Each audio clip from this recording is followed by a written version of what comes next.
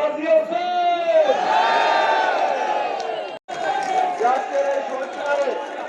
আমরা মা বোনদের জন্য যতটুকু জায়গা রেখেছিলাম ইতিমধ্যে কানায় কানায় পরিপূর্ণ হয়ে গিয়েছে এবং আমাদের ভাই বোনরা আমরা সবাই মিলেমিশে ইতিমধ্যে বসে পড়ে শহীদ চত্বরকে কানায় কানায় পরিপূর্ণ করে ফেলেছি।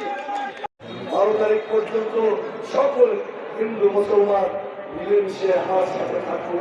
13 তারিখ থেকে সনাতন ভাই বোনরা অভিমান করে ঘরে বসে থাকবেন না। আমাকে যদি বিচারের আওতায় আনতে পারবেন, কিন্তু মনে রাখবেন সবাই বাংলার আকাশে একটি উড়ন্ত সপুন বাংলার পতাকা খামছে ধরতে চায়। ওদেরকে ঠেকান।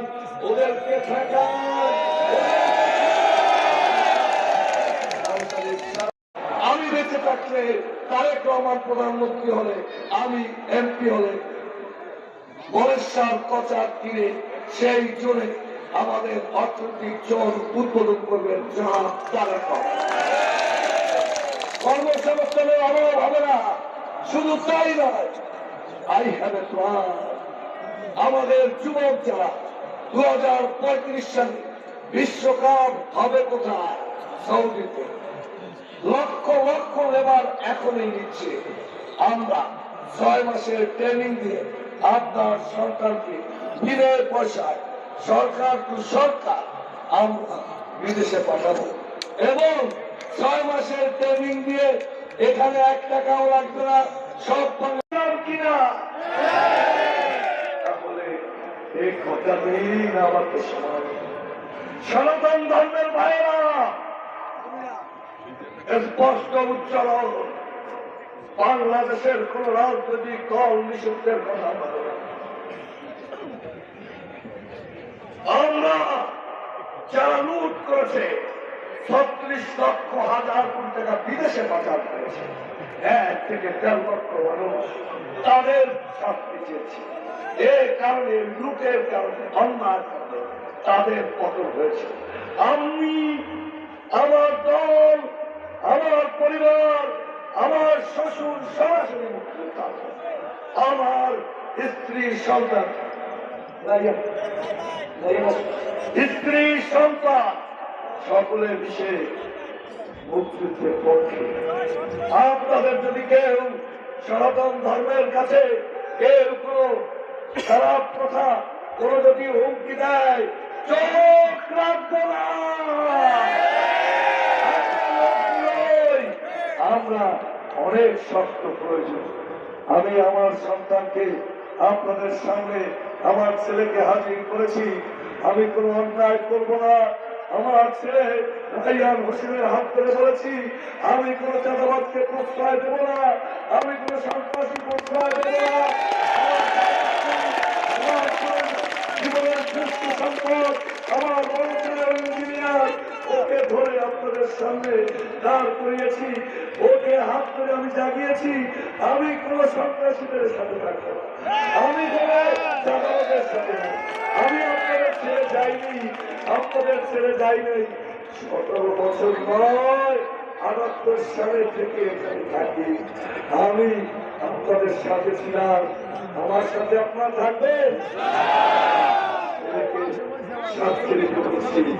সকল সময় আপনাদের সাথে থাকবো, অন্যায় করবো না।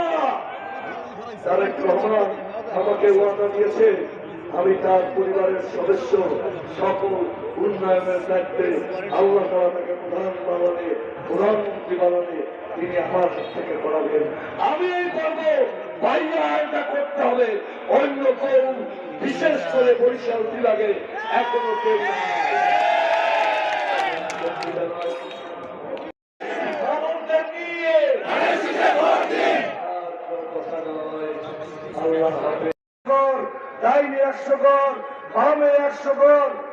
আমরা আজ থেকে গিয়ে আমি আমার দায়িত্ব তাদের আমি যা বললাম বুঝাতে পারবো।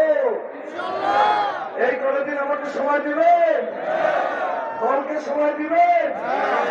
আমার ইতিমধ্যে জনাব তারেক রহমান আমাকে জানিয়েছেন নিজে, আমি আসতে পারিনি পিরোজপুর, এই আসনের সাথে 96 সংযুক্ত, আমি এ সকল উন্নয়নের দায়িত্ব দিলাম, আপনাদেরকে সালাম দিয়েছি। হিন্দুদের ধর্মীয় প্রতিষ্ঠানের মন্দিরের পুরোহিত, তাদেরকে সরকার আমরা ক্ষমতায় গেলে প্রতি মাসে সম্মানী দেবে, আর সুবারি চান্দার তার প্রয়োজন হবে না। ভাই, সাধারণ সম্পাদক সদস্য সচিব সাহেবকে বেসরকারি হাসপাতালে তারা প্রেসক্রিপশন দিলে অর্ধেক পয়সায় 25 পয়সা আপনি চিকিৎসা করতে পারবেন, সেই 25 পয়সা আবার সরকার আপনাকে দিয়ে দেবে। দুরারোগ্য ব্যাধি কেউ চিকিৎসা ছাড়া যাবে না। এভাবেই শিক্ষার ভাষায় বলা হয়, আমি একজন শিক্ষক, আমি জানি শিক্ষার মান উন্নয়ন করতে হলে কি করতে হবে। আমাদের বড় সমস্যা মাদক। আমরা যদি ছোটবেলা থেকে আমাদের সন্তানের এক্সট্রা কারিকুলাম শিখাতে পারি, 2টো ভাষার জায়গায় 3টে ভাষা শিখতে, পল্লী চিকিৎসা নিয়োগ করা হবে। 1 লক্ষ পল্লী চিকিৎসক, এই 4.5 কোটি পরিবারকে ট্যাবলেট খেয়ে সুস্থ করা যাবে না। সেখানে তারা কি খেলে কি হয় তা বলবে এবং প্রেসক্রিপশন লেখে, তারপর বিশেষ এবং তুলে আনবে তার নিজস্ব আইডিতে। এই কার্ড দিয়ে তাকে তোলার সক্ষমতা সরকার দেবে। একজন কৃষকের যতটুকু জমি আছে বলগা চাষ করে 7 বছরের মেয়াদি করে সেটি কার্ডে উল্লেখ থাকবে, তার ঔষধ সার ওই কার্ডের মাধ্যমে অঙ্কটি চলে আসবে। আর জমি যদি 1 ফসলি হয়, 2 ফসলি 3 বছর পর্যন্ত সরকার করবে। 3 বছর পর্যন্ত সরকার শুধুই করবে না, বছরের শুরুতে আপনার জন্য একটি লোন নির্ধারণ করা হবে 4% সুদ, অর্থাৎ বিশ্ব ব্যাংকের সুদ। ফিরে যাওয়ার পরে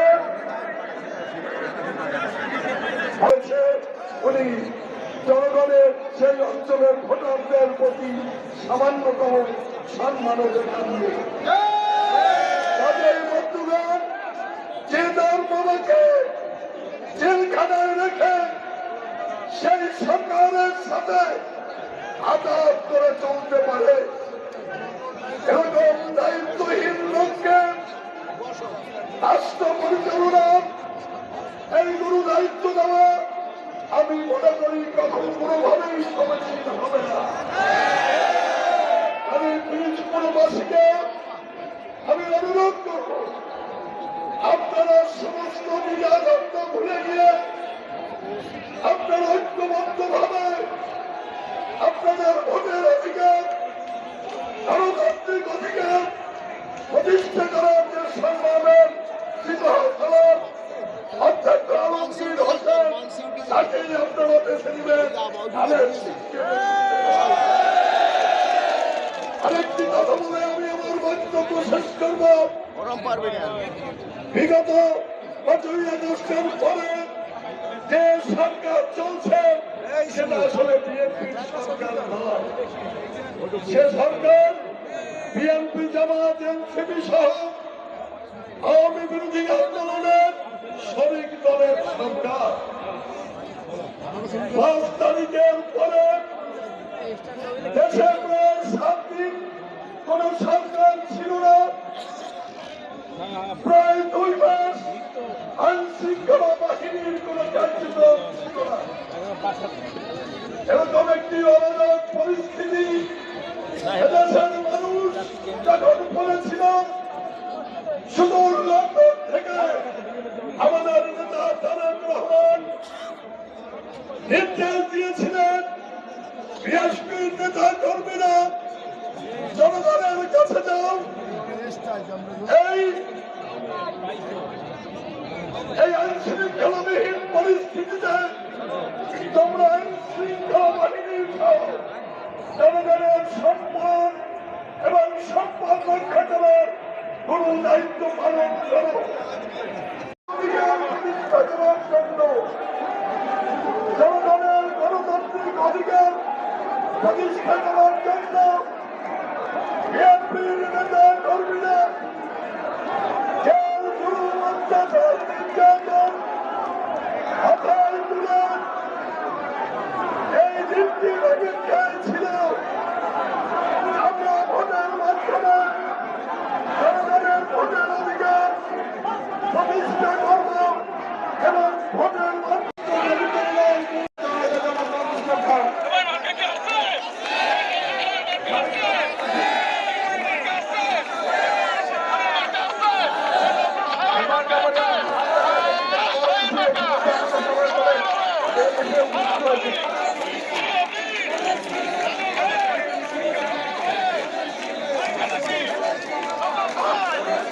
Marca aquí.